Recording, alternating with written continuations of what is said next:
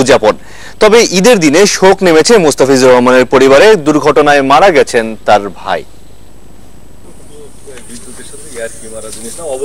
ব্যস্ত সূচির কারণে এর আগে পরিবারের সাথে বেশ কয়েকটি ঈদ পালন করতে পারেননি মুস্তাফিজ।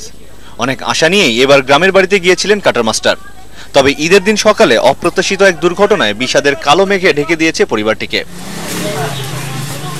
বিদ্যুৎ স্পৃষ্ট হয়ে মারা গেছেন মুস্তাফিজের চাচাতো ভাই মোতাহার হোসেন। ভাই হারানো বেদনায় মুস্তাফিজের পরিবারে নেমে এসেছে শোকের ছায়া। নামাজও আদায় করতে পারেননি মুস্তাফিজ। নতুন ভবনের দোতলাতে বসেই সকালটা পার করে দেন তিনি। বরাবরের মতো নিজ গ্রামের বাড়িতে ঈদ করেছেন টাইগার ক্যাপ্টেন মাশরাফি। সন্তানকে নিয়ে নড়াইল কেন্দ্রীয় ঈদগাহ ময়দানে ঈদের নামাজ আদায় করেন মাশরাফি। নামাজ শেষে গ্রামের সবার সাথে শুভেচ্ছা বিনিময় করেন ম্যাশ। মিস্টার ডিপেন্ডেবল মুশফিকুর রহিমও ঈদ করেছেন বাবা মার সাথেই। স্ত্রীকে নিয়ে পরিবারের সাথেই সময়টা কাটিয়েছেন মুশি। রুবেল হোসেন নামাজ পড়েন বাগেরহাটের দরাটানা মসজিদে। শুভেচ্ছা বিনিময়ের পর পরিবার ও বন্ধু বান্ধবদের সাথেই কেটেছে রুবেলের সময়।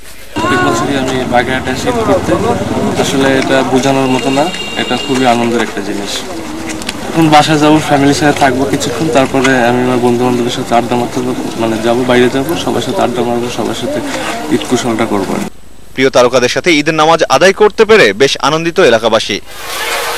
জাতীয় দলের অন্যান্য ক্রিকেটাররাও ঈদ পালন করেছেন পরিবারের সাথেই। ভিন্ন ধর্মাবলম্বীরাও মেতে উঠেছিলেন ঈদ আনন্দে। Amirul Latif Bappi, independent news. Elena ভেজনিনাকে হারিয়ে উইম্বলডনের নারী এককের ফাইনালে উঠেছেন সেরেনা উইলিয়ামস। ছোট উইলিয়ামস ম্যাচ জেতে